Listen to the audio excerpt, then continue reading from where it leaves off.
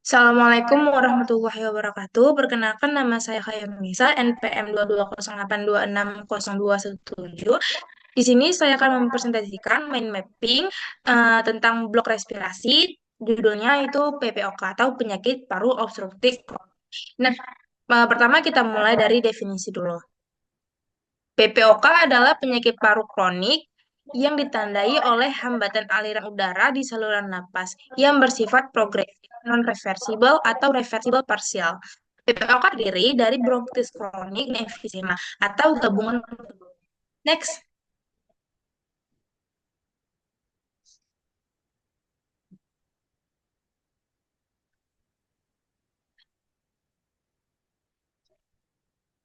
Selanjutnya etiologinya atau penyebab dari PPOK tuh yang pertama tuh ada bronkitis kronik dan emfisema. Terus paparan asap rokok yang lama atau berkepanjangan, kerentanan genetik, paparan polusi udara, sama defisiensi antitripsin alfa 1.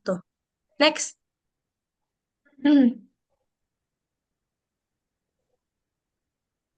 Nah, faktor resiko terjadinya PPOK itu yang salah satunya itu ada merokok. Kebiasaan merokok merupakan satu-satunya penyebab kausal yang terpenting, jauh lebih penting dari faktor penyebab lainnya. Jadi faktor utama pencetus PPOK itu dia itu merokok, bisa perokok pasif atau perokok aktif. Terus usia tua laki-laki, hiperaktivitas bronkus, riwayat infeksi saluran napas bawah yang berulang, paparan polusi udara, sama faktor genetik tertentu. Next.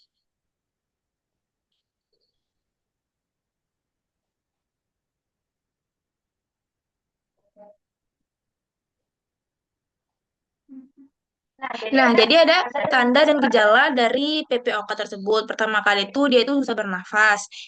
Terus ada batuk kronik, batuk yang berkepanjangan, nafasnya berbunyi, mengi atau wheezing, adanya sputum atau dahak, terus itu adanya sesak napas terus menerus. Next.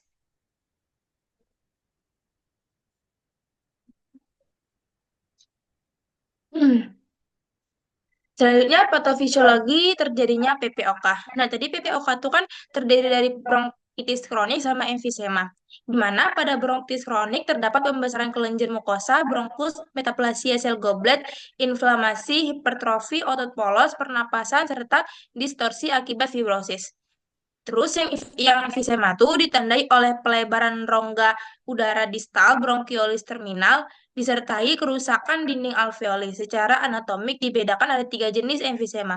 Yang pertama tuh ada emfisema centriasinar, yang kedua ada emfisema panasinar atau panlobular, yang ketiga ada emfisema asinar distal. Nah, selanjutnya, obstruksi saluran napas pada PPOK itu bersifat irreversibel dan terjadi karena perubahan struktural pada saluran nafas kecil, yaitu terjadinya inflamasi, fibrosis, metaplasia sel goblet, dan hipertrofi otot polos penyebab utama obstruksi jalan nafas. Next.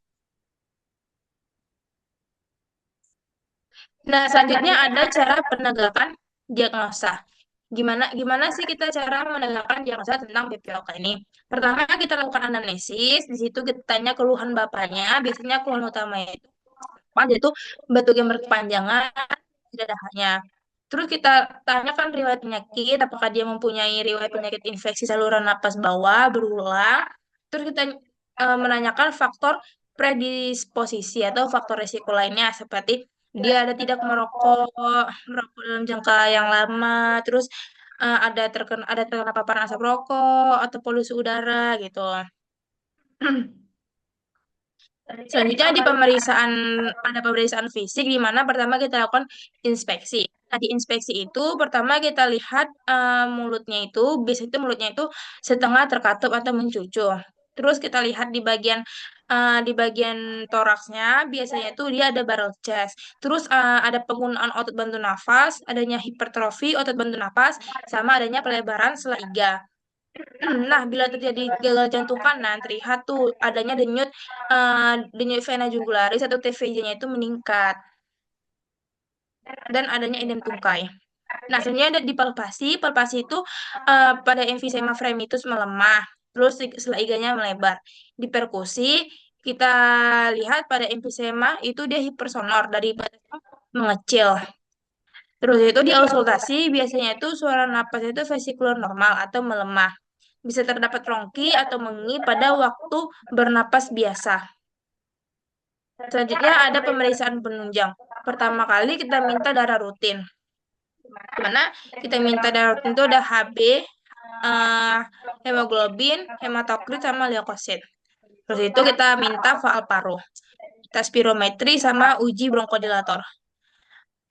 Selanjutnya kita minta foto toraks. Biasanya itu dijumpainya ada hiperinflasi, hiperlusen, ruang retroset ruang retrosternalnya melebar, terus diafragmanya mendatar. Next, kita lanjut ke penata laksanaannya.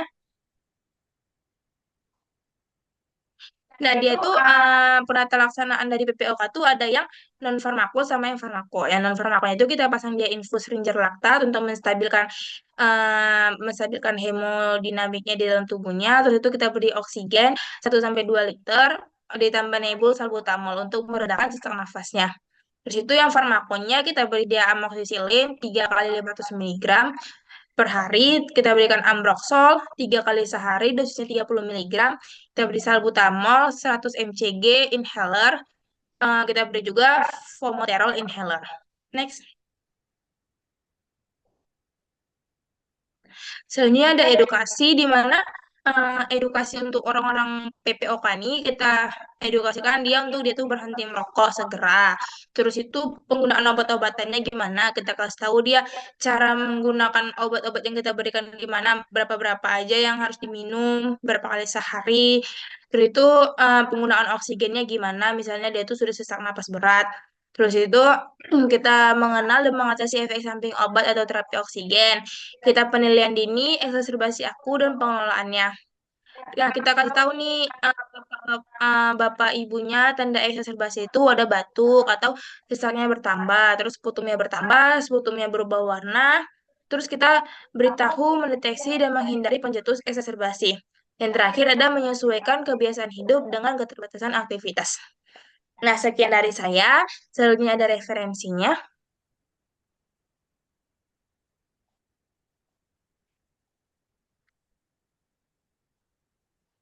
Nah, ini referensi yang saya ambil. Sekian dari saya. Mohon maaf bila ada salahnya.